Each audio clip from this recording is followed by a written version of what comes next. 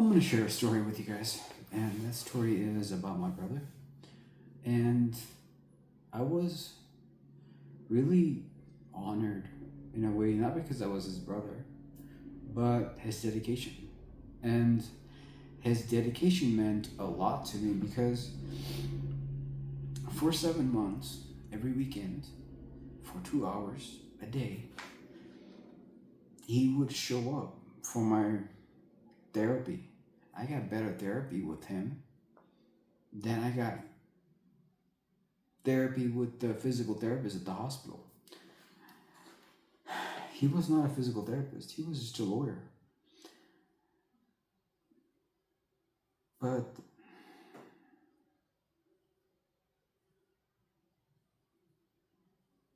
he passed away 8 months after I got discharged. This video is about him, okay? So I'm gonna go over a little bit more detail how he impacted my life and what he taught me, right? So obviously I'm a stroke survivor. I post real recovery content every week. And last week I did not post, however, because I was not ready to film this video, because I didn't know how to film this video. And I figured that the only way I can film this video is be forthcoming, and exactly how it went down for me. So, if you like this kind of content, go ahead and like and subscribe. So, on March 26th, 2022, I had the brain stroke, okay? And it was at my home. That left me completely paralyzed. I mean, completely, where I can only move my eyes and hear. And somehow, since being hospitalized till even now, as I'm speaking to you, my sense of hearing has been heightened. It's been more sensitive. I can hear whispers. I can hear light sounds. I can hear, people talking. Doesn't matter if about me or other people. Doesn't matter. Not that I'm saying that I have special powers. I'm just saying that I noticed the difference. And anyhow, my only voice that since I couldn't speak and I couldn't move, was one blink I would make like this for yes, and two blinks for no. And that's all I could do. That was my voice. Me communicating with you right now, that was not the case. So,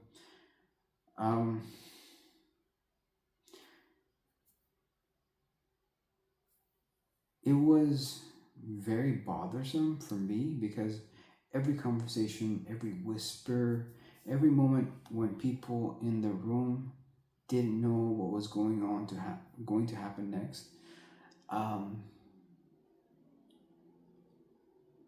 felt like I knew. I don't know how, I just knew.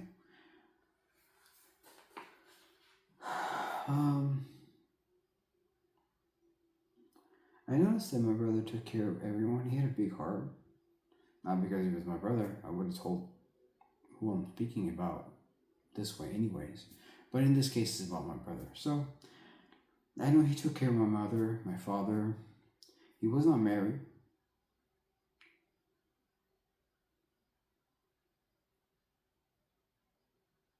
And then he took care of me before he passed away. So he had the time, but at the same time, he had work, which was a lot because he was dealing with other people's cases, problems, issues, and he had room for me, my mom, and my dad, right? So he was very disciplined, obviously. He showed up for every weekend, which astounded me because his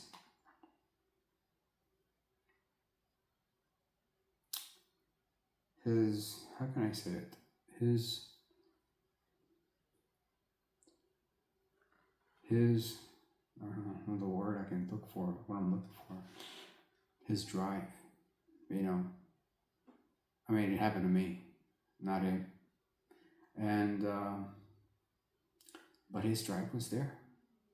He was regular, and he would show up, and he would bring something every weekend, like a workout equipment, a glove, to work my hands. You can see my finger, and that's the only thing you can tell that had a stroke, other than if you look at my throat. Okay, so he would show up like with resistance bands, with workout equipment, small ones that I can do on my bed, and he had a bike, like it moved my legs since I was paralyzed. He had a bike that was, call it, I could use it on the bed, laying down, and I can move my legs, right? So at that time, obviously, when I could move my legs, I was trying to fully get the motion range on my legs. And I believe I mentioned in my other videos, you really have like 6 months, I believe, and to bounce back up. Because what happens is your brain kind of like, I hate to use this word, but kind of works like a brand new underwear, so to speak, if I can use a comparison. And a brand new underwear snaps right back, or it hugs the waist of the person, right? But it goes back as soon as you take it off. And when it gets old, it doesn't go back. It's kind of like, yeah, forget it, it's loose, it's not gonna happen, it's not gonna snap back.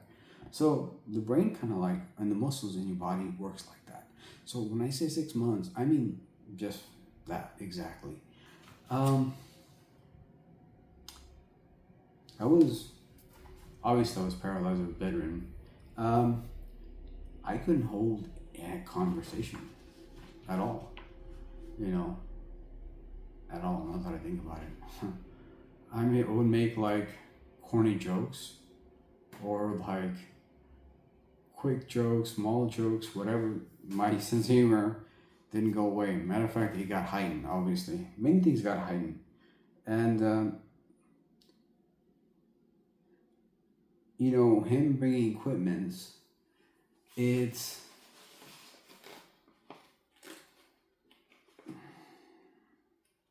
He brought equipments for my leg, for my feet. For my legs, for my fingers, for my hands. Big bands to get me off my bed. He would support me with a walker that my dad had, and he would use that walker to get me off the bed with the band, put it around my back, and then he would basically get me to sit on the side of the bed using both of my hands to stabilize myself, and eventually hold on to the walker and take a few steps, get out of the bed and walk. So if I can give you a picture, that is kind of like if you are a father for the first time or a mother for the first time, you had a brand new child. And the kid grows up and is learning how to walk for the first time. And, as the kid hits milestones in life, like, driver license, credit card, all the milestones, smoking if they do smoke, drinking if they do drink, yeah, that was me. That's exactly how it was for me. Just from getting back up and getting started. It's like a battery on a car just died and you have to restart it all over again, reprogram certain things on your car. But yeah, that's exactly how it was for me.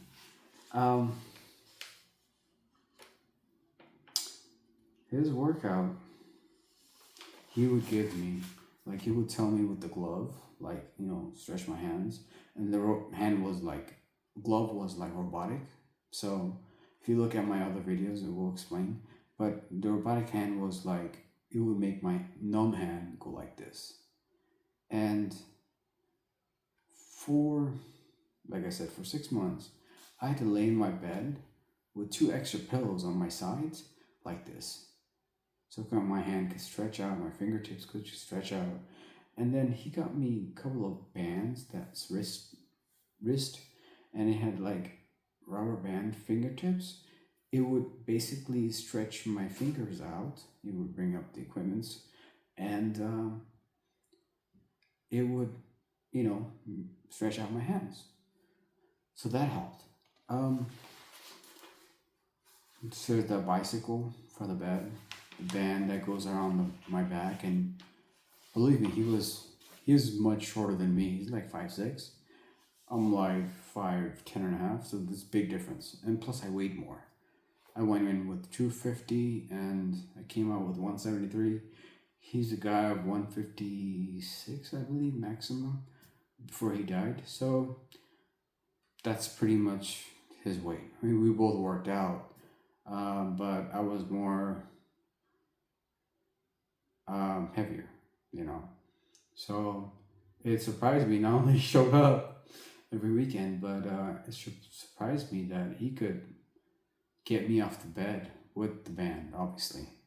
But he would pull hard, and he would tell me, the band had like, when you pull on the band goes around your back, and it has two sides. And so I would grip those sides like this with my hand, use the ladder form, and I would try to grip it and try to get off the bed. And that helped a lot because I wasn't used to that.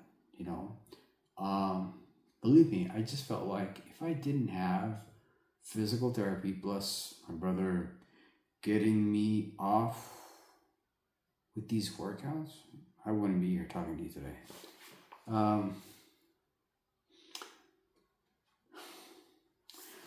I remember one time during the 7 months, physical therapist told my ex-wife. She came at the time that I was walking, doing physical therapy, and she was like, she suggested, hey, do you want to take a few more steps, or do you just want to, get on the wheelchair and I'll tow you, whatever, to your room. And I was like, no, I can do it. I was very adamant. Even when I worked out, I was very adamant. I wasn't showing up to anything. And she said to my wife, he's just showing off. I was like, showing off? In my head, I'm thinking to myself, showing off for what? I thought to myself. And I thought to myself right away, and I said, man, if I have to be in this hospital, I can't be a nurse or a doctor. If I have to put up with people like me, with other patients, this is really saddening for me. So I'm just kind of like, yeah, I don't think I'm showing up. I know that I want to get out of this hellhole. That's for sure. Because sooner that I get out of here, sooner everything that I lost, because at that time I didn't think I lost my ex-wife. So everything that I lost, as I'm speaking to you, I would get those back in my life. Well, I would try to get those back in my life. So I have attained at least 80% of back. And, standing up, getting my driver's license back, getting my financial situation back, my sense of independence back, trying to get my business back. As right now, I'm speaking to you, I'm trying to. And, those things, I think to myself, I'm like, man, I didn't think I had the energy the will, I should say, the oomph, you want to call it, to get those things back. You never know what you can do until you're cornered. And I think that's the best time. Because I know most people might not agree, but because you get to really find out what you are and how you can do certain things. And my understanding is you should really give yourself more credit than anything. And so those things um,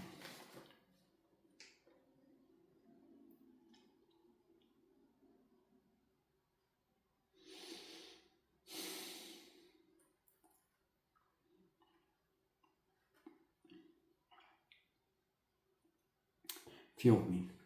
I don't know why it took so long for me to say this, but I have to think away like 4 years ago what I went through, what my emotion was like, and I was very emotional. I didn't know how to regulate my emotions, which is I find myself still doing it, but not as bad. Um, and then I started noticing one thing is that I started looking forward to him. I told one of the nurse, I said that, yeah, I'm looking forward to him coming this weekend. I mean, from him working full time in his own firm and having to uh, get me off the bed, working with me for 2 hours on on the weekend. Um, yeah, I was looking forward to it. Plus, I didn't know what equipment band he's gonna bring. I was a gym junkie. I was always a gym junkie, before and after. But I just like lifting heavy weights. I like lifting more than what I could do and see if I can lift 10 pounds more or 20 pounds more. Just I've always been in that mindset. So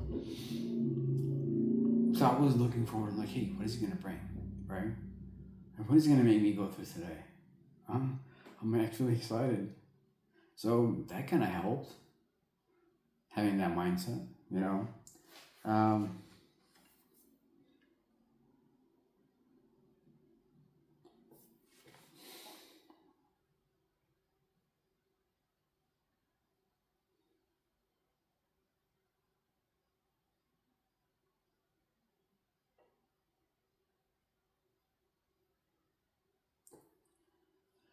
I remember, if I can take you back, I know most people listen to rocky music and so forth.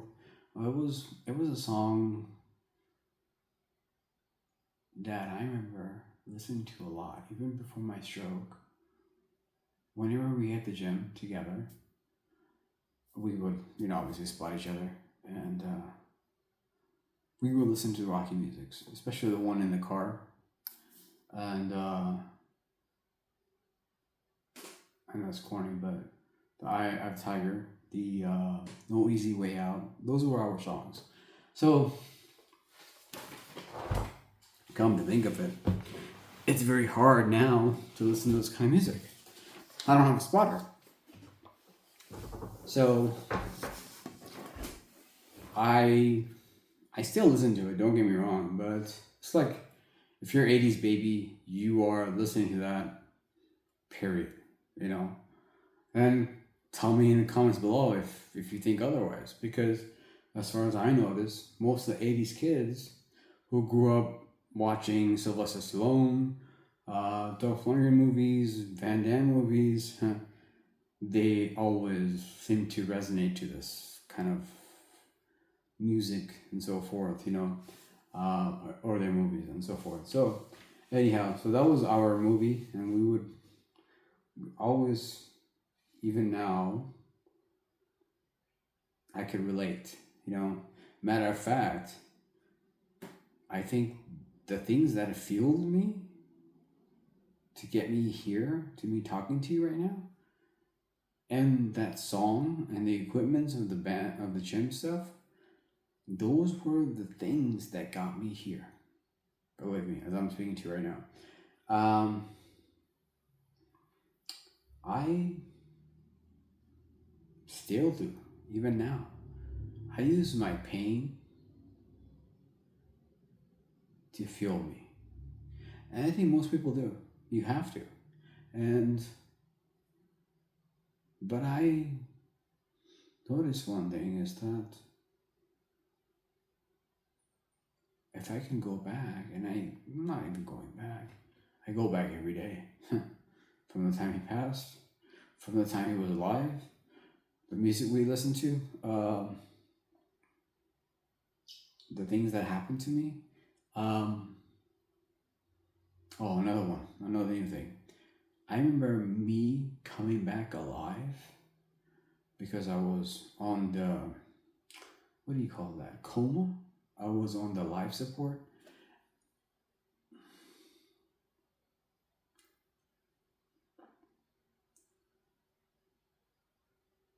And then when I came out of life support, that whole air puff with the white sheet, that happened. That's the only way they could tell me I was alive. They knew that I was alive. I should take that back. So I started doing this, right? And that air bubble happened. So those were means of communication. At the same time, when I did come back alive and who was there, those people who were there, what's very astounding to me is that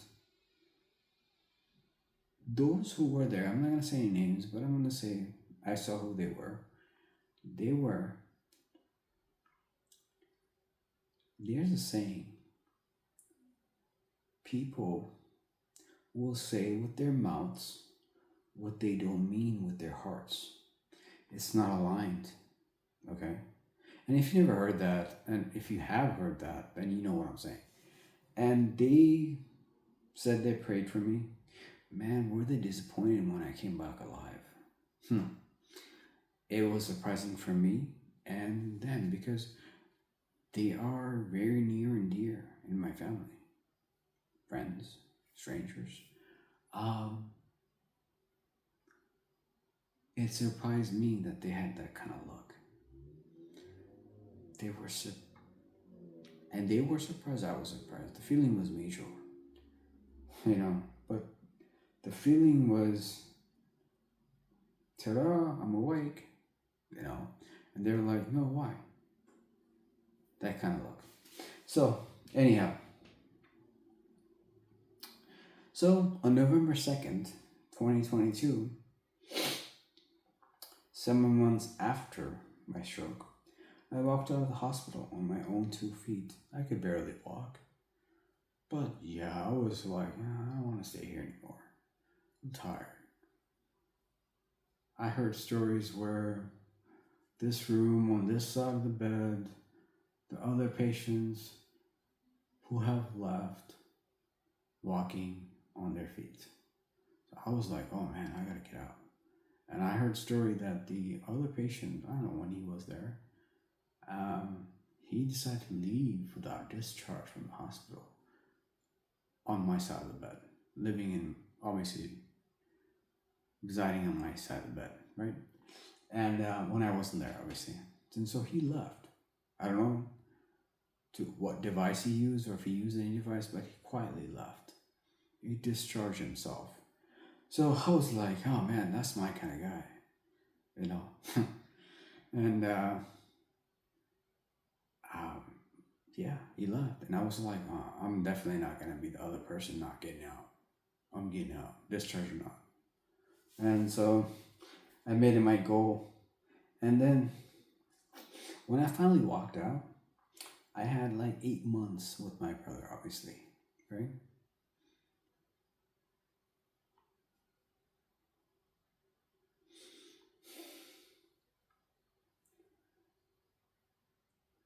8 months and he passed away. What an irony of that. Because he passed away in August 2023 in a car accident, obviously. He got T-boned, right? What's funny is that when he passed away, I got announced. I was told by the coroner's office, because he got in a car accident, that he passed away in a car accident. And like a few hours later, I thought to myself right away, and I said to my mother, and I said, you know what's weird? I got divorced. Well, I got separated from my wife. I walked out from my marriage. And I said to my brother when he was alive, hey, I'm going to recover in your house. Do you mind? He said, no, I don't. So I came to his house, this is 8 months before, and knocked on his door. And 8 months later, I got the announcement from the coroner's office and put it on speaker, and they said, I'm sorry, that he passed away in a car accident.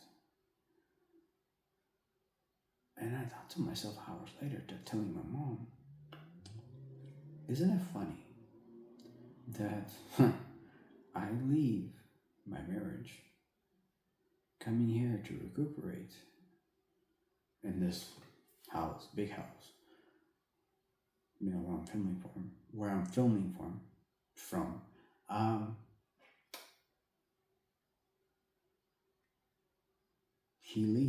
He passed, he walked me in life, walked me back to life, and then he's gone. What an irony of that.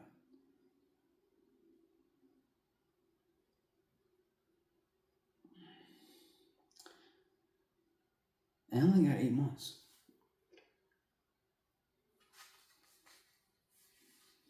After everything he did for me. So,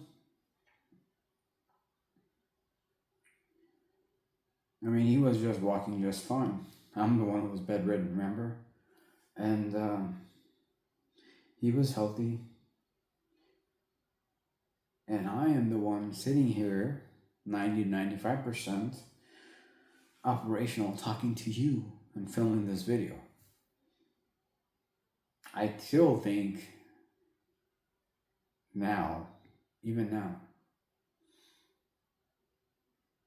something's there. Something happened. And I will tell you this is true because,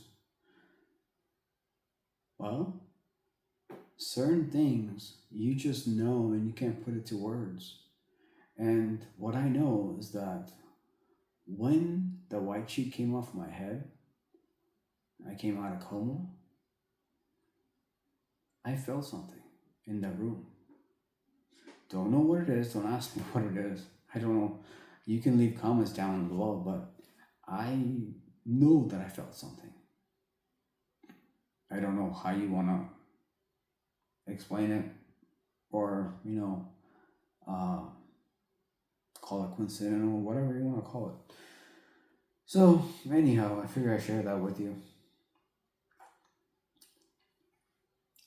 I think about his death. I think about the time that I was uncovered with the sheets. His death, obviously, figure chronologically, give you time frame. Think about my separation. Coming back here and him being gone and me walking and talking to you.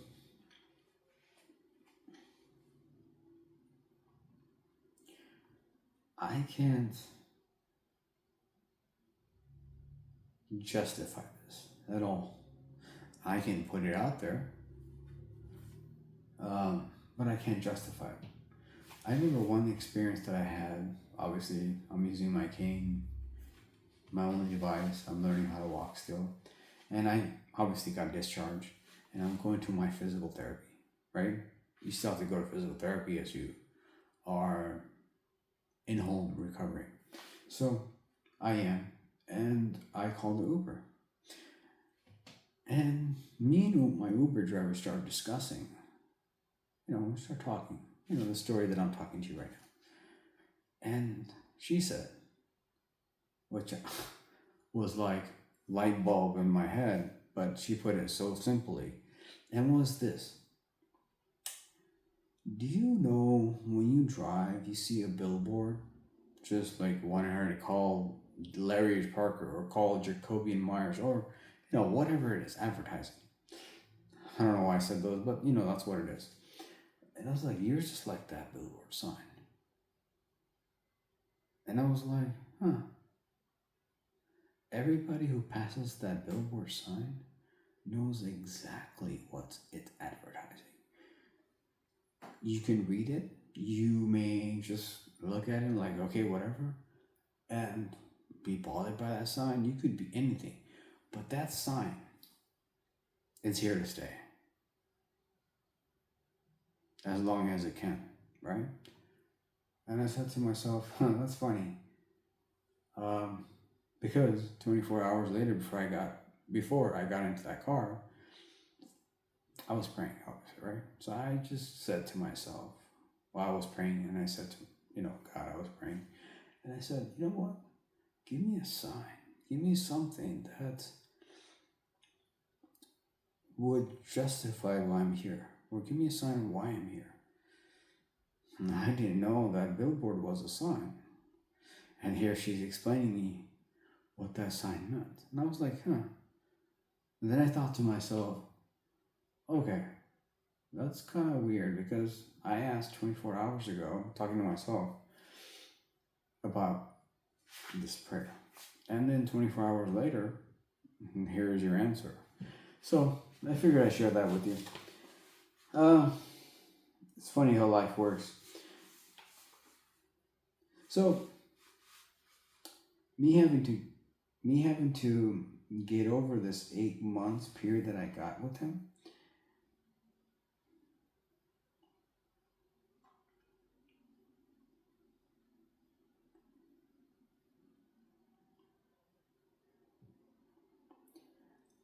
I know if he was alive right now, as we speak right now, he's not a type of person who would just waste time. He definitely wouldn't waste time if the situation was the other way around. I was a lawyer and I came every weekend and I gave him therapy. Well, I know what he would do. That is that he wouldn't waste his time that, in this case, that I attained from him. Um,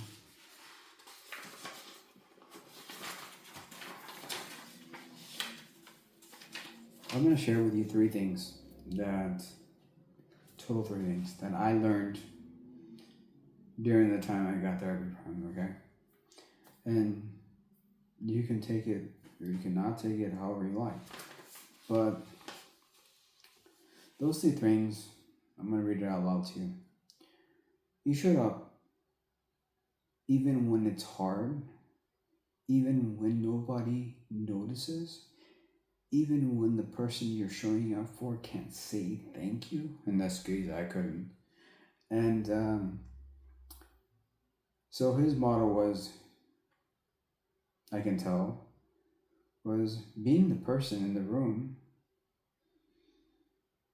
not the one who sends text, not the one who calls once or performs due diligence, checking out on you, a welfare check. In other words, the one who physically would show up, and does the work alongside with you. I mean, he was working out as much as I am. And he encouraged me to work out because I was like, oh, man, I want to go back to work out. I want to spot him again. That's how it was for me and him. So, and he taught me I didn't have any awareness, obviously. He showed me how to use your energy like you would use money at a store, with friends, whatever, right? And you don't use your money, you don't think it's worth it. So he would help me understand your energy that you give to people, family, friends, whoever, strangers, whoever. You protect it. You learn to protect it because your energy, your time, no one can give it to you. And no one will give it to you, even if they could. So money can be earned anytime. Business could be made at any time. You could have a profession, earn that profession at any time. But time and energy, it's like a smokeless, priceless thing that no one can give you. So he was selective who he gave his energy to, he gave his time to. And when he gave it, he gave everything. I mean, everything. Good, bad, straightforwardness, forthcoming, everything. He was very genuine, authentic. Um, so I carry those very three things with me every single day. Like I hold it like nothing. I hold it close to me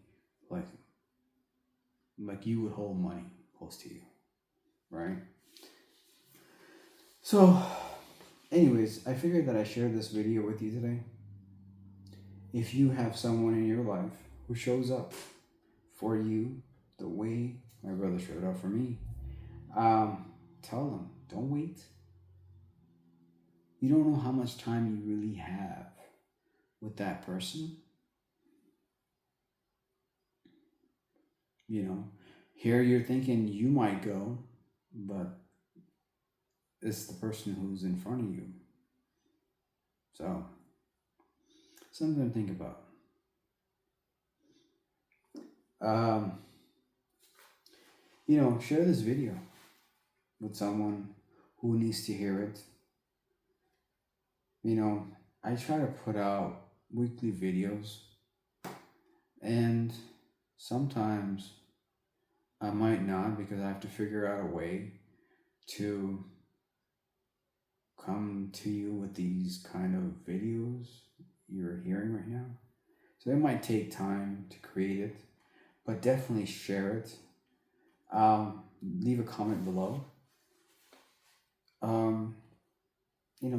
Leave a comment and share who showed up for you when everything fell apart, when they were disappointed that you didn't die. Um,